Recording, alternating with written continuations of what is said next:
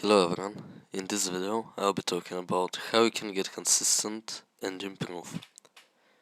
So first, what is consistency? Consistency is performing at a good level on most games. So consistency is basically maintaining your good level on most of the games that you play so you can win as many of them as possible. You cannot be consistent every game, but you can try to be consistent most of your games and try to have a higher skill floor to be able to perform better in every game. Now let's talk about why you are inconsistent. Being inconsistent means not having a consistent level on which you perform. You can have one game where you are good, one game where you are bad, one game where you are average, and then a few games where you are bad, one game when you are good. So it's all over the place. There's no level on which you're performing most of the time. It's just up and down all the time. And this cannot give you a consistent win percentage so you can climb. So you'll be losing, and then you win a few, and then you lose more. So that happens because there could be a few reasons. You could be not warming up, you could be practicing inefficiently, or you could be not practicing at all. So now I have to explain something which is called A, B, and C game. So your A game is going to be the games where you play your best, and those games will usually be the least likely to happen and the ones that you are playing the least. B is going to be your average performance, which you're going to have most of the time, and it's going to be basically between your best games and your worst games. It's going to be in the middle of that. And C game is going to be your worst game, which should be the least of the time. So to improve your consistency, you have to improve your C game.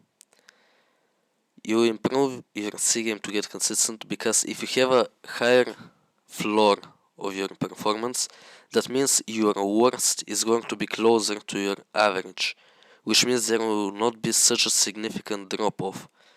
Like if you play a really good one game and your worst possible game is a little bit below your average, it's going to be a lot better than your worst game being a lot above below your average, and it's going to give you a lot higher chances of winning and performing good.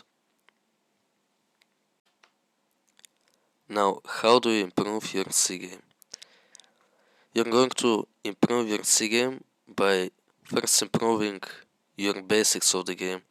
So the basics are going to be your mechanics, which are your aim in general. The aim combines the crosshair placement, it combines the flicking motions, the tracking motions, all of that. And your movement. So movement is something that for most people will come natural and you won't really need to train it, but you can train it with some KZ maps, some jumping maps, just something that trains your jumping and your air strafing mainly. About the aim, on this channel I already have a full spray tutorial and an aim routine tutorial which you can watch, and those can help you. But the main thing with this is it doesn't have to be something too complex, it doesn't have to be something too detailed. You just need something that is a good basis and you do it every day.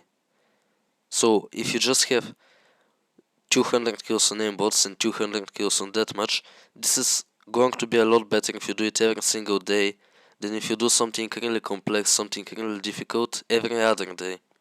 Because if you build the level of consistency with your practice, then your C game is going to improve, and as we already talked, if your C game improves, your consistency is going to improve.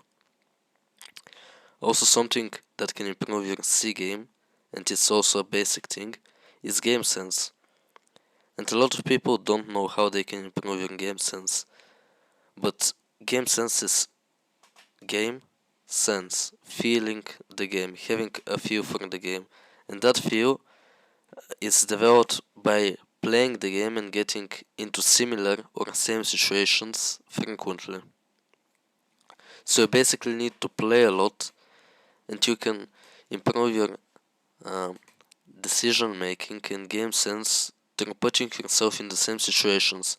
So an example for this could be playing retake or execute servers, where you will be in the same situation that is going to be happening in a real game really often. So you're really going to grind out this thing, and you're slowly going to, without noticing it, develop a feel for the game and develop just, you'll not be thinking about what you need to do. You kind of have an inner feeling that you need to do it. You need to pick this, you need to hide now, you need to play off your teammate, you need to flash, you don't need to pick, or something else.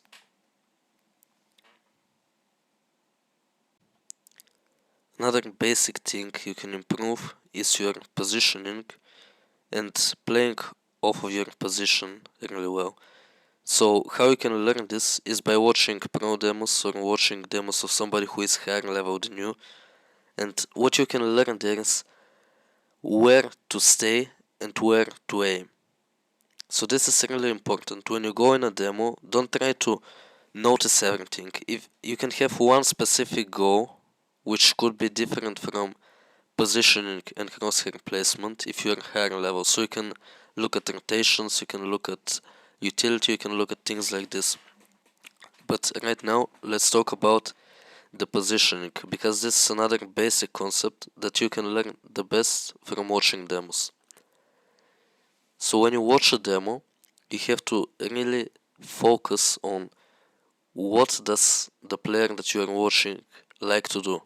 Let's say you are watching Exile on Mirage on short city side.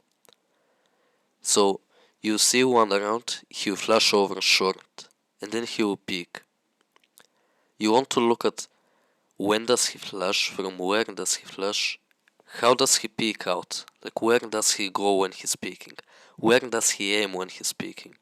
After he peeks, what does he do? Does he go back? Does he go forward? Where does he aim after that? What is he considering could happen after that from the information that he got? And this way you learn where to position, how to position, and how to use the information from the position that you got so you can play off of it better. I hope this video helped and you learned something new. And if you did, you can like the video, write a comment saying what you want me to improve in the videos or how I can explain better if you didn't understand something, and subscribe to my channel to not miss any upcoming content. Thank you.